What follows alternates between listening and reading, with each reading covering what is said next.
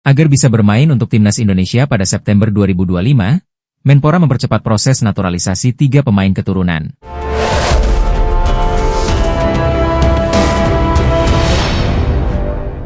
Menpora RI, Dito Aryo Tejo, berusaha mempercepat proses naturalisasi 3 pemain keturunan untuk memperkuat timnas Indonesia. Menpora RI, Dito Aryo Tejo, tengah berusaha mempercepat proses naturalisasi 3 pemain keturunan untuk memperkuat timnas Indonesia. Upaya ini dilakukan agar ketiga pemain tersebut bisa segera bergabung dan memberikan kontribusi maksimal bagi tim nasional. Menurut laporan yang diterima Dito dari Ketua PSSI, Erick Thohir, ada rencana untuk menaturalisasi ketiga pemain tersebut. Hal ini dilakukan dalam rangka mempersiapkan timnas Indonesia untuk putaran keempat kualifikasi Piala Dunia 2026. Proses ini dianggap penting untuk meningkatkan daya saing tim di kancah internasional. Pak Erick Thohir pada pekan lalu sudah menginfokan ke saya dan juga melaporkan ke Pak Presiden RI, Prabowo Subianto, ungkap Dito. Informasi tersebut menunjukkan adanya koordinasi yang baik antara PSSI dan pemerintah dalam upaya meningkatkan prestasi sepak bola nasional untuk izin kembali menaturalisasi pemain. Ini karena baru diperintahkan, jadi prosesnya sedang dikerjakan, tambah Dito. Pernyataan ini menegaskan bahwa proses naturalisasi sudah mulai berjalan dan diharapkan dapat segera diselesaikan agar para pemain bisa segera bergabung dengan timnas Indonesia. Dito mengungkapkan bahwa Erick Thohir berharap 3 pemain tersebut sudah dapat memperkuat timnas Indonesia ketika FIFA Matchday di bulan September mendatang. Pertandingan tersebut menjadi salah satu agenda penting bagi tim nasional. Pertandingan FIFA Matchday ini juga menjadi bagian dari persiapan penting bagi timnas Indonesia jelang menghadapi round 4 di bulan Oktober 2025. 3 pemain. 1 Mauro sudah beres. Saat ini, kami masih menunggu dari PSSI dan memang Pak Erick Thohir menyampaikan ketiga pemain ini bisa dimainkan pada September 2025, tutur Dito. Pernyataan ini menunjukkan optimisme bahwa ketiga pemain tersebut akan segera bergabung dengan tim nasional pada waktu yang diharapkan. Jadi mungkin ini kami akan mencoba mengkomunikasikan dengan seluruh stakeholder. Jadi ya, nanti kami update setiap perkembangan, ungkapnya. Dito menekankan pentingnya komunikasi yang terus-menerus dengan semua pihak terkait untuk memastikan kesiapan dan ketersediaan para pemain tersebut. Pastinya kalau untuk September 2025, pekan ini bakal masuk, tapi kami lihat bagaimana. Nanti kami pastinya akan berkomunikasi baik dengan DPR RI dan PSSI, ucap Dito. Dito optimis bahwa kehadiran 3 pemain baru akan memberikan tambahan kekuatan bagi timnas Indonesia saat bermain di round 4. Menurutnya, ketiga pemain tersebut memiliki kemampuan yang dapat diandalkan dan akan memberikan kontribusi positif bagi tim. Ya, saya kira dari track record pemain sangat meyakinkan dan akan memperkuat timnas Indonesia. Saya yakin apa yang sudah dilakukan, baik dari PSSI dan juga tim diaspora ini ya sudah baik, jelasnya. Dito juga menambahkan bahwa kolaborasi antara PSSI dan tim diaspora menunjukkan hasil yang positif. Dia percaya bahwa strategi ini akan membawa dampak yang baik bagi perkembangan timnas Indonesia ke depannya. Dengan persiapan dan dukungan yang tepat, diharapkan timnas Indonesia dapat tampil maksimal dalam pertandingan mendatang. Direktur Teknik FC20, Jan Strewer, memberikan fakta pahit soal nasib Mads Hilgers di bursa transfer musim panas 2025. Bek timnas Indonesia itu sejak jauh-jauh hari sudah dikabarkan akan hengkang dari FC20. Keputusannya hengkang tak lepas dari kontraknya yang hanya tersisa 1 tahun bersama FC20. Usai musim 2024 hingga 2025 berakhir, Mads Hilgers mengaku dirinya belum mendapat tawaran perpanjangan kontrak. Lantaran belum mendapat perpanjangan kontrak, maka dirinya memutuskan angkat kaki dari FC20. Meski sepakat untuk berpisah, Mads Hilgers masih disertakan FC20 dalam laga-laga pramusim. Sayangnya, Mads Hilgers tidak dimainkan saat timnya menjalani laga uji coba melawan FC Porto dan Udinese. Diprediksi keputusan FC20 tak memainkannya demi menjaga kondisinya agar bisa segera mendapat klub baru. Di sela-sela pramusim ini, petinggi FC20 justru memberi fakta pahit soal nasib Mads Hilgers. Di bursa transfer musim panas 2025, Mads Hilgers disebut belum mendapatkan 1 peminat pun. Meski begitu, pihak FC20 optimis jika Mads Hilgers bisa segera mendapat klub baru di musim panas ini. Meski Hilgers belum mendapatkan peminat, FC20 sendiri sudah bergerak cepat dengan mendatangkan staf Lemkin sebagai penggantinya. Sekadar informasi, Mads Hilgers merupakan jebolan akademi FC20. Mads Hilgers telah bergabung klub FC20 itu sejak 2011 silam. Selama menimba ilmu di FC20, Mads Hilgers mampu tampil mempesona sehingga bisa naik kelas ke kelompok umur dan senior. Debutnya bagi FC20 tercipta pada musim 2020 hingga 2021 saat usianya 19 tahun, di mana Mads Hilgers tampil selama 10 menit kontra Ajax Amsterdam.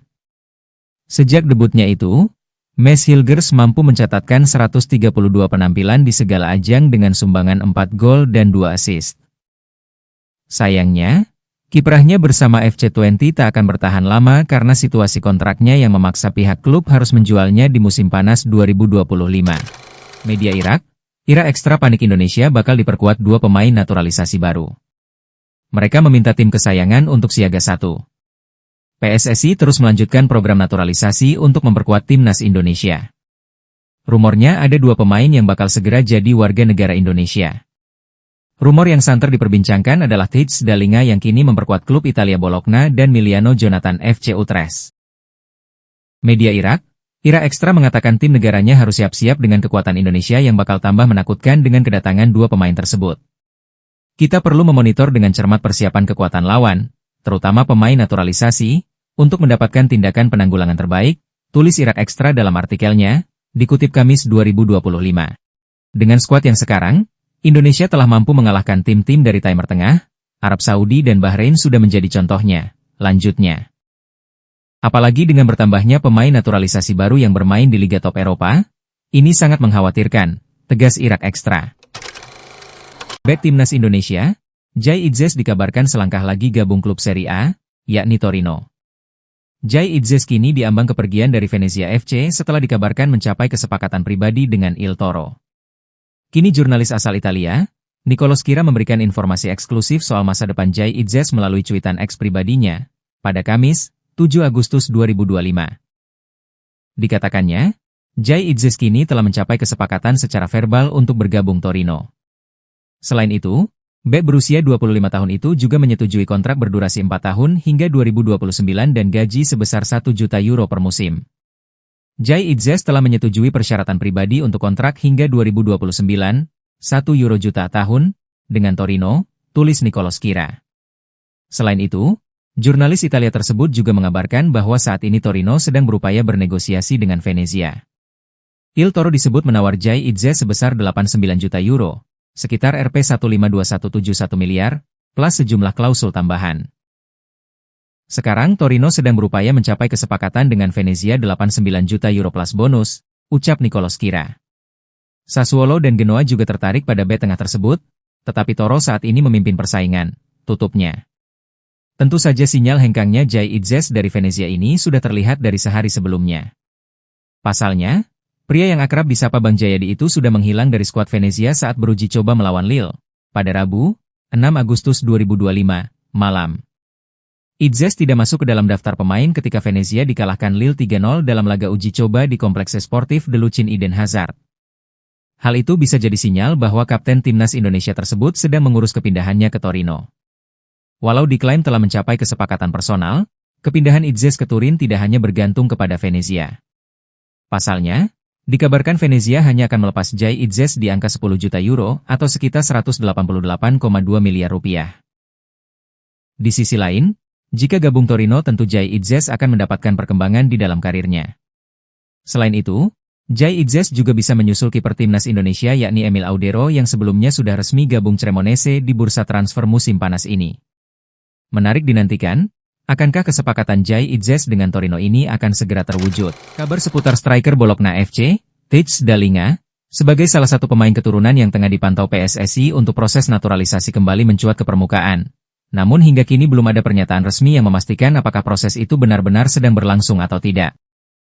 Nama Dallinga sudah ramai diperbincangkan netizen Indonesia di berbagai platform media sosial sejak awal bulan ini, setelah sejumlah akun sepak bola menyebut bahwa striker asal Belanda tersebut memiliki darah keturunan Indonesia dan masuk radar PSSI.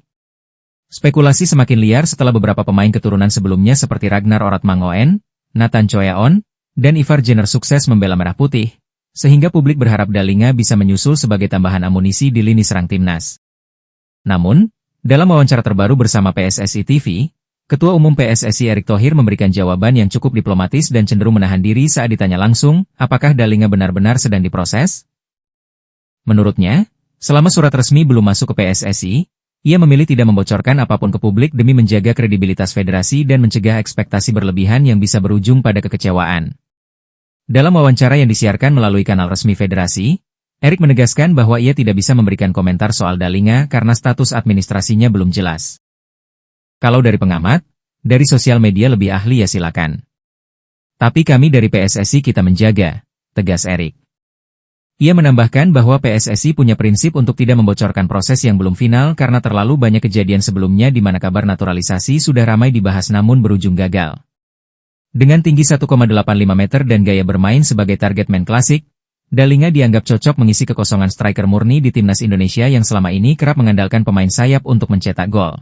Respons netizen pun beragam, sebagian mendukung penuh langkah PSSI bila benar memproses Dalinga, sementara lainnya mengingatkan agar tidak terlalu cepat membangun ekspektasi. Banyak pula yang menyoroti pentingnya transparansi agar tidak terjadi kebingungan seperti pada proses naturalisasi Kelvin Verdong sebelumnya. Erik menyebut bahwa selama dokumen belum masuk, pihaknya tidak bisa memastikan apakah Dalinga sedang diproses atau tidak. Asisten pelatih timnas Indonesia, Alex Pastor membocorkan kapan laga Garuda versus Kuwait digelar. Alex Pastor membagikan unggahan Instastory mengenai persiapan pertandingan timnas Indonesia versus Kuwait yang digelar September 2025 mendatang. Asisten pelatih asal Belanda itu mengaku tidak sabar menatap laga uji coba sebelum timnas Indonesia tampil di putaran keempat. Tidak sabar, tulis Alex Pastor yang menampilkan gambar 2 laptop dan buku untuk menganalisis. Meski begitu dalam unggahan tersebut, Alex Pastor tidak sengaja membocorkan laga timnas Indonesia versus Kuwait akan digelar pada 6 September 2025. Hal ini tertera dalam laptop Alex Pastor, juga pertandingan digelar di Surabaya. Sebelumnya, Ketum PSSI Erick Thohir sudah menjelaskan bila timnas Indonesia akan melakoni laga uji coba lawan Kuwait dan Lebanon di Surabaya pada September mendatang. Namun belum diketahui pasti tanggal dan jam kick-off laga tersebut. Dengan kabar ini, maka timnas Indonesia dipastikan akan memaksimalkan jendela FIFA Matchday pada September 2025.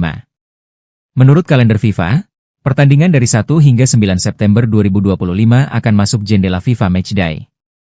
2 laga uji coba akan jadi persiapan timnas Indonesia menatap putaran keempat kualifikasi Piala Dunia 2026. Timnas Indonesia tidak melakoni pemusatan latihan, TC, sebagaimana tim-tim lain. PSSI beralasan bahwa kedua lawan uji coba cukup mirip karakteristiknya dengan calon lawan-lawan di putaran keempat. Sementara itu, agenda yang juga berdekatan secara tempat dan waktu adalah kualifikasi Piala Asia U23 2026 yang akan dimainkan timnas U23 Indonesia. Ajang tersebut akan digelar di Stadion Gelora Delta, Sidoarjo pada 3 hingga 9 September 2025. Timnas U23 Indonesia akan bermain melawan Laos pada 3 September 2025, Makau pada 6 September 2025, dan Korea Selatan pada 9 September 2025. Sinyal positif datang dari Eropa, di mana striker klub Premier League, Crescencio Summerville menjadi sorotan PSSI.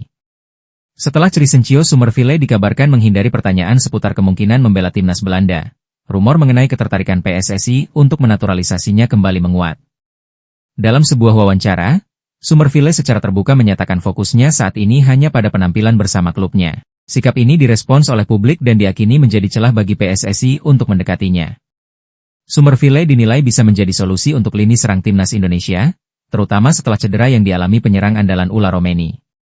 Jika proses naturalisasi ini terwujud, Summerville berpotensi besar memecahkan rekor sebagai pemain termahal dalam sejarah timnas Indonesia. Dengan nilai pasar yang ditaksir mencapai 382,40 miliar rupiah, kualitas dan pengalamannya bermain di liga-liga top Eropa seperti Eredivisie dan Premier League menjadi daya tarik utama. Suporter berharap, kehadiran Summerville dapat meningkatkan kekuatan dan kedalaman skuad timnas Indonesia di level Asia. Kualitas dan naluri mencetak golnya dianggap sebagai investasi jangka panjang untuk menghadapi persaingan yang semakin ketat. Kiper timnas Indonesia Marten Paes mengungkapkan misi mulia untuk sepak bola tanah air. Hal tersebut disampaikan Marten Paes saat diwawancarai salah satu media Amerika Serikat, saat jelang berlaga di putaran keempat kualifikasi Piala Dunia 2026 zona Asia. Penjaga gawang FC Dallas itu mengatakan dirinya ingin meninggalkan warisan pengalamannya untuk sepak bola Indonesia. Tidak hanya sampai di situ, Marten Paes pun menegaskan misinya yakni membawa timnas Indonesia lolos ke Piala Dunia 2026 dan menciptakan warisan inspiratif bagi generasi muda. Seperti diketahui, Timnas Indonesia akan kembali berlaga di ajang kualifikasi Piala Dunia 2026 zona Asia. Skuad Garuda akan memainkan pertandingan di putaran keempat pada Oktober mendatang. Pasukan Patrick Kluivert dijadwalkan menghadapi Arab Saudi pada 9 Oktober 2025. Laga dijadwalkan berlangsung di King Abdullah Sport City sekira pukul 00.15 waktu Indonesia Barat. Sebagai catatan, Timnas Indonesia tergabung di Grup B pada putaran keempat kualifikasi Piala Dunia 2026 zona Asia. Selain Arab Saudi, Timnas Indonesia juga berada satu grup dengan tim Timur Tengah lainnya yakni Irak. Martin Paes mengaku sangat menantikan laga panas ini terutama setelah pengalaman mengesankan saat Indonesia menahan imbang Arab Saudi 1-1 di Jeddah pada September 2024, di mana ia juga melakoni debut pertamanya sebagai warga negara Indonesia. Martin Paes mengenang dukungan luar biasa dari supporter Indonesia di Arab Saudi, yang membuat tim merasa bermain di kandang sendiri meski berstatus tamu. Yang paling berkesan bagi Martin Paes adalah momen menepis penalti Salam Al-Dawsari, pemain bintang Arab Saudi yang membuat debutnya semakin berkesan. Tak hanya di Jeddah, Martin Paes juga mengenang pengalaman magis saat membela Garuda di hadapan 80.000 supporter di Stadion Utama Gelora Bung Karno, dan serta tampil di hadapan 60.000 penonton saat berlaga di Cina. PSSI, Erick Thohir, membagikan perkembangan terbaru terkait rencana pihaknya menaturalisasi dua pemain untuk Timnas Indonesia demi putaran keempat kualifikasi Piala Dunia 2026 zona Asia. Erick Thohir ingin menaturalisasi 3 pemain untuk Timnas Indonesia, dengan satu diantaranya adalah Mauro Zylstra, namun identitas 2 personil lainnya masih dirahasiakan. Tetapi pada beberapa waktu lalu, media Belanda, Voetbal Primeur, mengabarkan bahwa winger FC Utrecht, Miliano Jonathans, sedang didekati PSSI. Miliano yang lahir di Arnhem, Belanda, pada 5 April 2004, mempunyai asal-usul Indonesia dari Depok, Jawa Barat. Dalam pekan ini, surat menyurat antara kami dengan pemain sepertinya akan kami dapatkan, ujar Erick Thohir dalam kanal YouTube Bola Bung Binder yang tayang pada Senin, 4 Agustus 2025. Kan mesti ada clearance dari orang tua dan pemain bahwa mereka kesini untuk merah putih, jelas pria yang juga menjabat sebagai Menteri BUMN RI tersebut. Erick Thohir menjelaskan bahwa 2 calon pemain naturalisasi Timnas Indonesia itu bakal menjalani beberapa proses, dimulai dari wawancara dengan pemerintah. Setelah itu, Erick Thohir bakal mengajukan naturalisasi kedua pemain itu ke Menteri Pemuda dan Olahraga, Menpora, Dito Aryo Tejo, yang akan meneruskan ke Menteri Hukum, Menkum, Supratman Andi Aktas. Erick Thohir menyebutkan Supratman bakal meminta persetujuan dari Presiden RI, Prabowo Subianto, untuk dibahas dalam rapat kerja dan rapat paripurna DPR RI, dari situ akan terjadi interview dari pihak pemerintah dengan mereka. Karena sudah ada surat, baru interview, ucap Erick Thohir. Baru kita kirimkan surat ke Pak Menpora ke Menkum, Menkum ke Bapak Presiden, Pak Presiden kirim ke DPR, tuturnya. Untuk naturalisasi Mauro Zylstra, Erick Thohir mengatakan bahwa Prabowo telah memberikan lampu hijau dan menyerahkannya ke DPR, tapi DPR sedang masa reses. Seperti yang kemarin Mauro, Bapak Presiden sudah kirim ke DPR cuma karena DPR sudah reses, jadi nanti kita akan mengusulkan bersama-sama dengan tambahan 2 pemain lain, ungkap Erick Thohir. Naturalisasi ketiga pemain itu diyakini sebagai jalan pintas PSSI untuk mencari pengganti Ula Romeni yang terancam absen di putaran keempat kualifikasi Piala Dunia 2026 pada Oktober 2025 akibat cedera. Ketua Umum PSSI, Erick Thohir konfirmasi sudah menemukan sosok direktur teknik yang baru. PSSI memang sudah mencari sosok direktur teknik sejak awal 2025. Namun, PSSI masih belum menemukan sosok yang tepat. Sedikit demi sedikit, PSSI telah melengkapi sosok yang mengisi jabatan teknis. PSSI telah merekrut Jordi Cruijff sebagai Technical Advisor, penasehat teknis, PSSI. Setelah itu, PSSI juga telah menunjuk Simon Tahamata sebagai Head of Scouting, kepala pemandu bakat. Erick Thohir selaku Ketua Umum PSSI akhirnya mengakui bahwa pihaknya telah sepakat dengan Direktur Teknik yang baru. Sosok Direktur Teknik tersebut sudah tanda tangan kontrak beberapa hari yang lalu. Iya kan Technical Direktornya juga baru mau datang gitu, ujar Erick Thohir dilansir bolasport.com dari YouTube Bola Bung Binder. Kita baru tanda tangan berapa hari yang lalu, lanjutnya. Meski begitu, Erick Thohir masih bungkam dengan sosok Dirtek yang baru. Orang nomor 1 di PSSI tersebut juga beberkan tugas Dirtek yang baru. Pihaknya ingin agar membantu Timnas Indonesia perform di bulan Oktober dan November. Pada bulan November, Timnas Indonesia Senior bakal bertarung di ronde keempat kualifikasi Piala Dunia 2026. Ya, dia menjaga tim nasional performance dulu Oktober, kualifikasi Piala Dunia 2026, November, Piala Dunia U17 2025, ujar Erick Thohir. Nanti mulai Desember tahun depan dia mulai lagi. Setelah Oke meramu sistem tim nasional seperti apa mainnya. Ya, apapun yang nanti dia rumuskan dan dia percaya diri bisa nerapin di tim nasional baru dia mulai bicara ke daerah. Ini loh playbooknya, lanjutnya. Nah itu kan perlu waktu semua. Tapi kan itu semua tapi harus tetap berjalan dengan prestasi yang sedang terjadi hari ini. Terus termasuk nanti wawancara direktur teknik bersama-sama itu ya kita sama-sama wawancaranya.